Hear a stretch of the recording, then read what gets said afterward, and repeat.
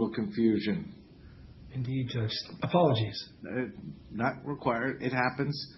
I just have a call at 10:30, which is why I had to move forward. I see your client. Good morning.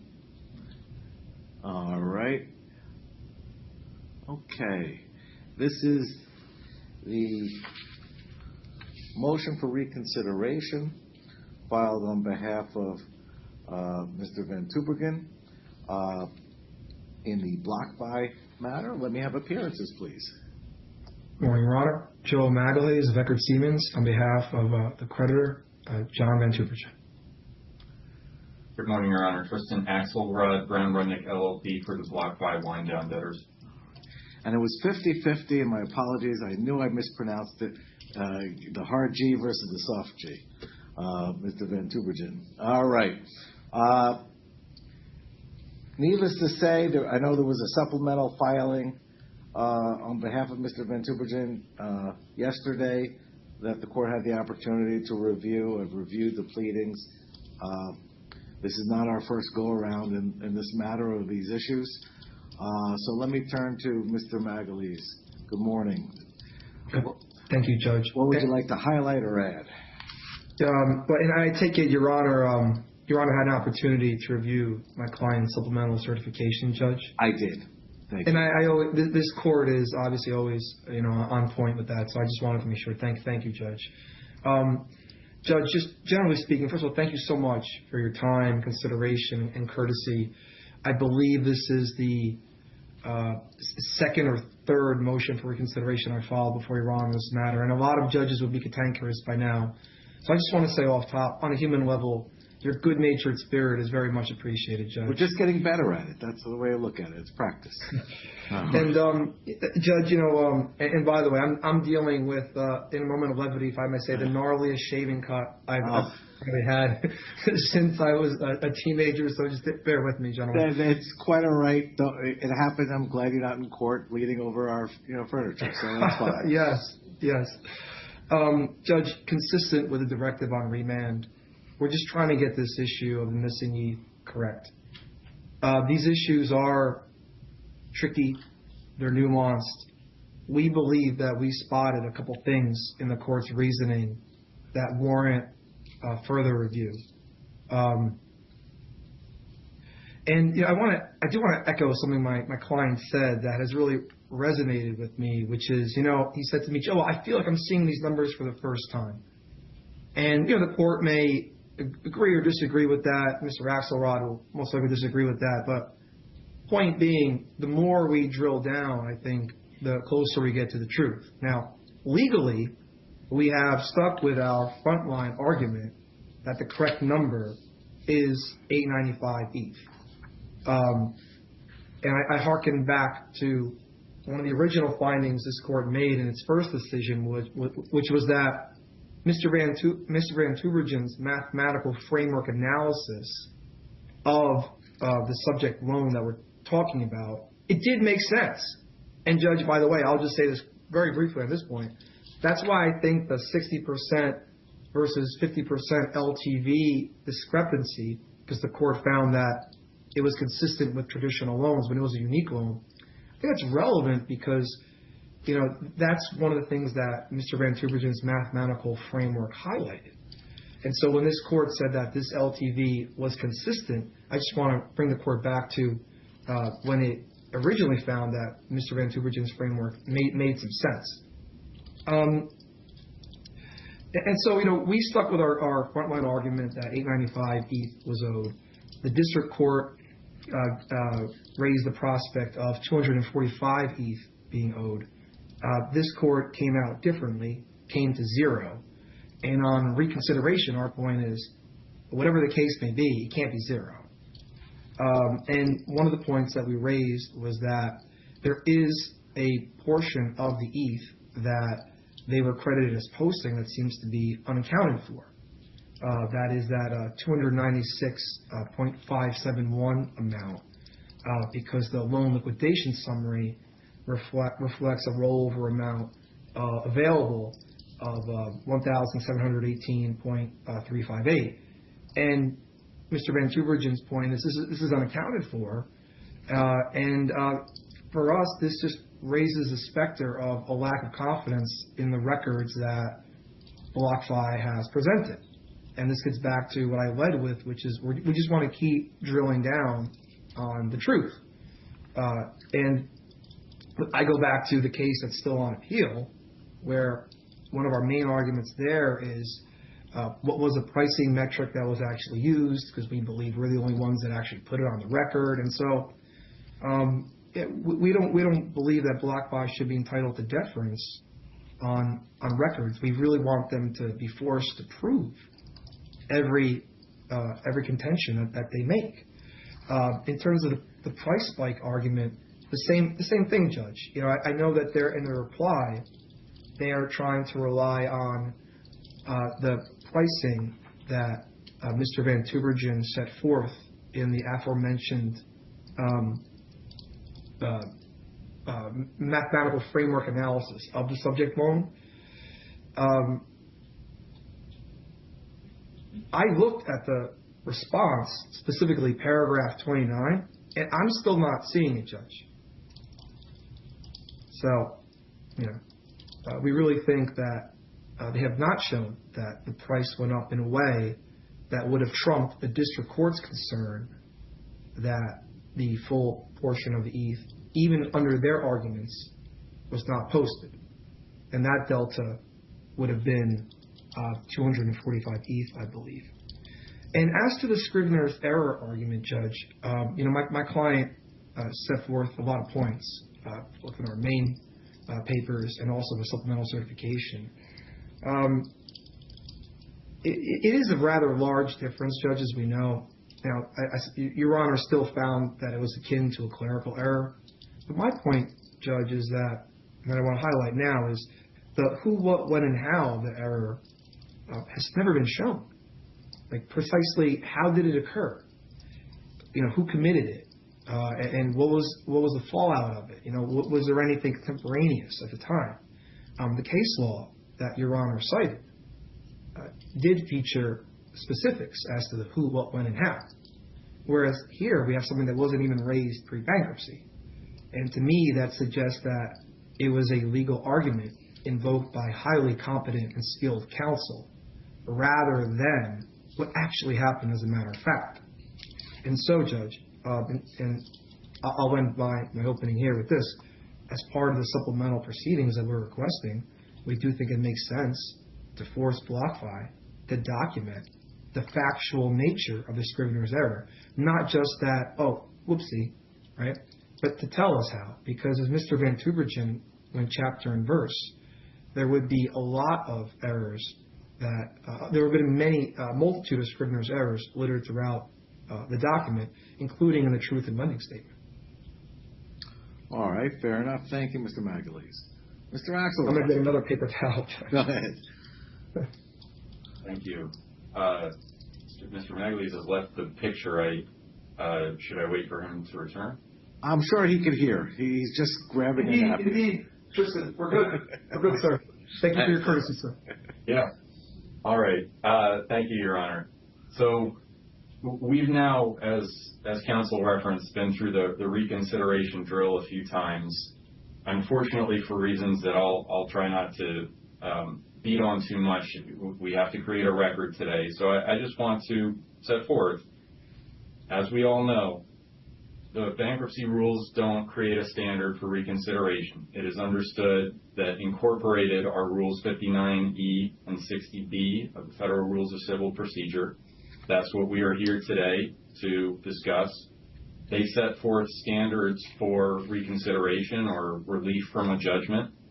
And the standard is set forth in certain of Your Honor's rulings. It's set forth in the papers.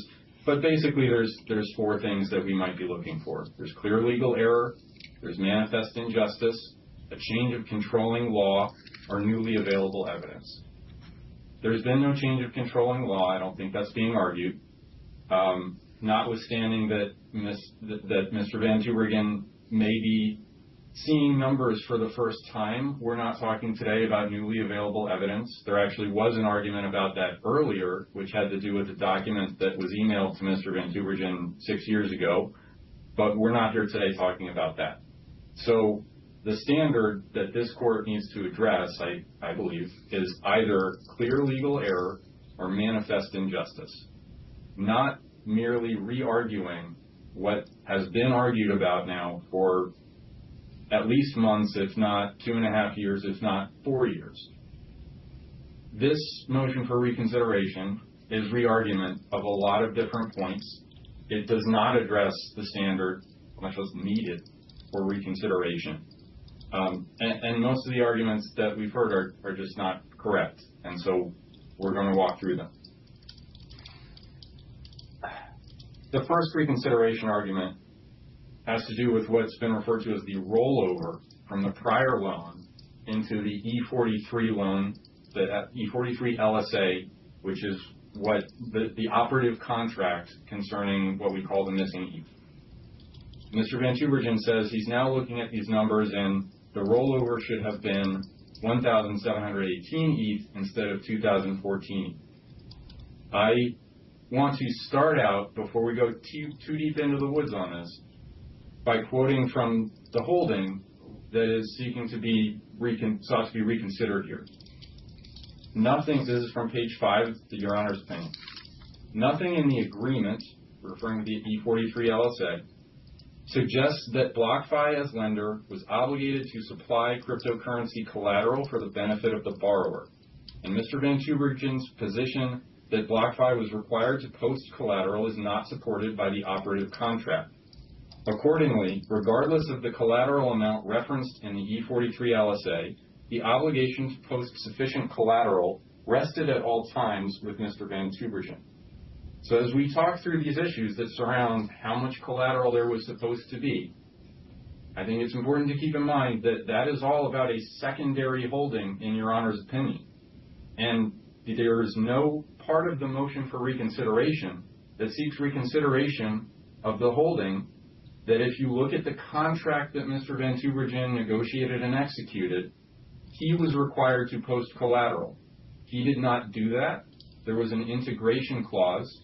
And so if you read the contract in the most textualist manner possible, which is what Mr. Van Tubergen has asked for expressly, if you read the contract in the most textualist manner possible, then any award where he gets back some bit of collateral is a windfall. And in fact, he borrowed $5.9 million under this contract, and collateral was liquidated on his behalf to repay that obligation. And so if you interpret the operative contract, he's already gotten a windfall because he never posted collateral, but collateral was essentially sold and given to him on his behalf. So now let's come back to the proposed difference between 1,700 and 2,000 ETH that was part of the rollover. Docket number 1963, Exhibit C, this is part of the emails that preceded the E43 LSA, and we've talked about if you have to look outside the contract, then you look at these emails. I'm looking at, it's the 45th page of the PDF in docket number 1963. It says, in an email from BlockFi to Mr. Van Tubergen on June 29th, 2021, it refers to the existing 2014.928 ETH on the loan. That is the rollover amount. And Mr. Van Tubergen responds, below is confirmed. There's an exception to some.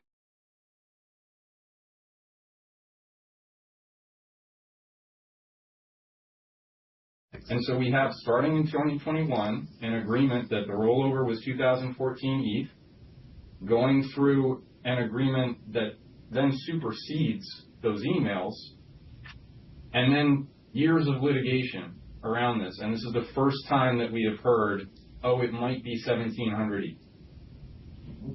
There are multiple additional reasons that are stated in our papers why it does not make sense that this number would be 1,718. But I want to stress here, because the motion for reconsideration is about clear error or manifest injustice, we're not meeting that standard. He agreed to a number at the time.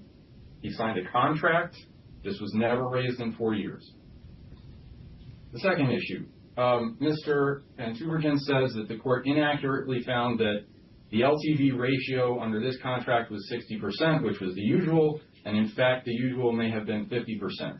Again, this is not what the court's holding was about. I don't think there's any way you could argue that that observation of the court was important to any part of its holding. This is just not a missing ETH type of question. I do want to observe that those same emails, docket number 1963 at Exhibit C, they agreed to an 80% LTV. The E43 LSA then says 60%. That was negotiated. Now, read carefully, and I think counsel was clear about this. I don't think anything is being obfuscated. Their point is not that the contract should have said 50% or that it should be interpreted as 50%. What they're saying is that the court should have looked at all of the different LSAs and seen that actually the usual was 50% and that was changed. I don't understand why that makes any difference to the court's holding whatsoever. But even if that's the case, they haven't cited enough to support that or shown why it matters, except in the context of arguing there was no scrivener's error, and I'm going to get to that point in a bit. The third argument that they make on reconsideration is, and I will quote here from their motion at page 9, the court's finding, they dispute the court's finding, I'm quoting, that the value of ETH rose during the course of negotiations.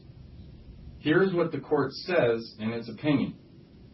BlockFi further explains that because the value of ETH rose during the course of negotiations, etc. So that's not a finding of the court. That is the court observing what was argued by the parties and supported by evidence of various parties. And it's employed to reach the finding that the court makes. I'm now quoting from the opinion at pages 8 and 9. The documentary record, ellipsis, demonstrates that the collateral pledge was precisely that which the parties agreed would back the loan. So to be clear, there's no incorrect finding of fact as to what the price change was in ETH or what happened there. The court looked at the documentary record. It looked at explanations offered by the parties of that record. And being a fact finder, the court made a fact finding. That fact finding is what the documentary record demonstrates, which is that the collateral pledged was precisely that which the parties agreed would back the loan. Once again, that is ancillary to the primary holding in the opinion that if you interpret the contract as it was negotiated, then what Mr. Van Tuvergen is seeking is a windfall that violates what he agreed to. Even so, I don't think, and we get into this somewhat in our papers, I don't think it's correct that the price of ETH did not rise. And I don't even know that we have a dispute about the movement of ETH at that time or how it affected what the parties were doing.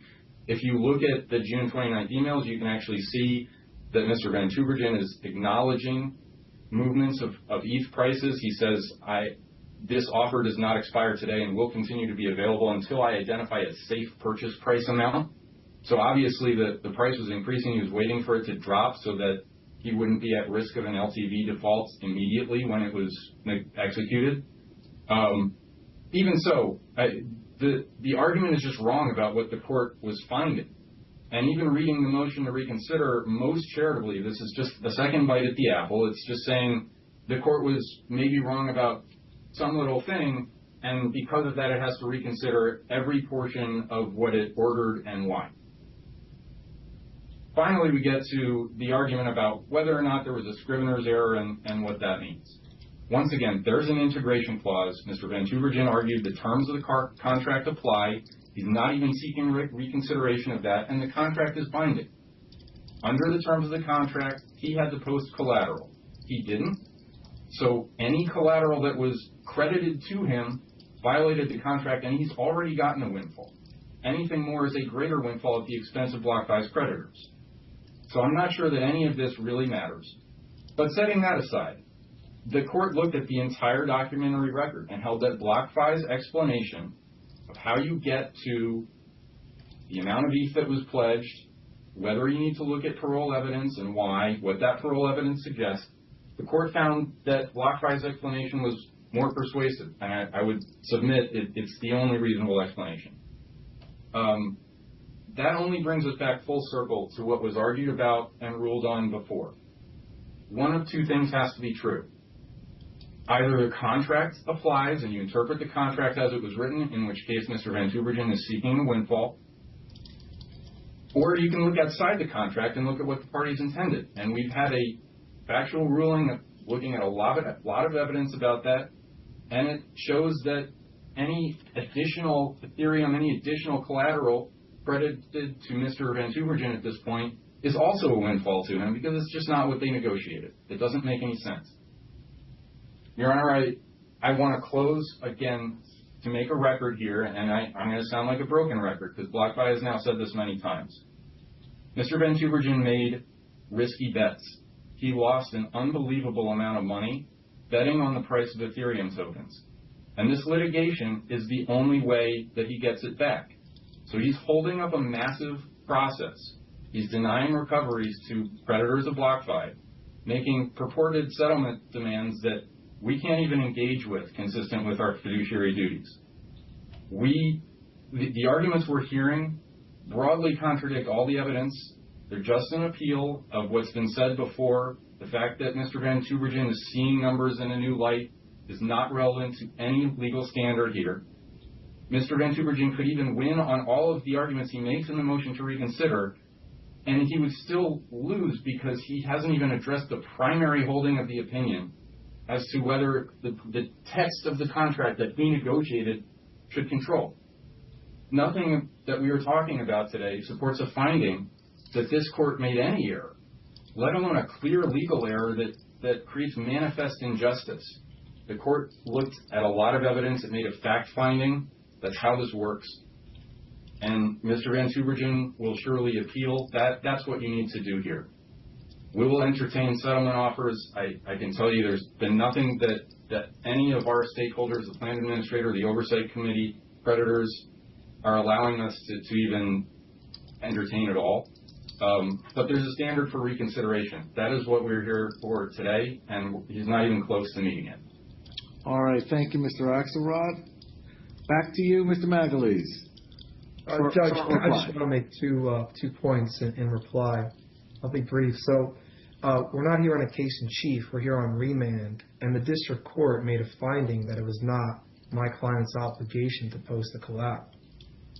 And so that's one of the directives we're working on and working under. And so the court's original finding that when you read the contract, there was nothing in there saying that BlockFi had to post the collateral. That's been undone, I believe, Judge. And so the exercise is just to find how much was BlockFi obligated to post. Also, Judge, my fellow member of the bar is an excellent oral presenter, but the price spike argument is still not fleshed out. I don't know what it means that parties were acknowledging the movement of pricing. What I didn't hear is a specific explanation as to why the 245 ETH delta, the district court itself identified, how that goes away. So I do believe that a further record is required on that issue. All right. Thank you, counsel. Let me address this motion. The district court, in remanding the issue back to this court, was unclear as to the proper, we'll call it, disposition of 245 shares, 245 ETH, and was unclear that a proper record had been established addressing the loss of ETH claim. That's what the court remanded back to this court, and this court addressed in its opinion. In fact, it was the district court that raised the integration issue in a footnote, or in towards the conclusion of its opinion. When this court issued its opinion on September 11th in addressing the remand issues, the court essentially addressed two primary issues. Simple issues. We thought it was simple. Which party under the loan transaction in which $5,928,830.21 was borrowed, which party was required to post the collateral? And number two, how much collateral had to be posted? That in essence is the primary focus of the September 11th opinion, and it remains the primary focus in front of this court. Other issues are before the district court on appeal, and this court doesn't have the jurisdiction and authority to address them.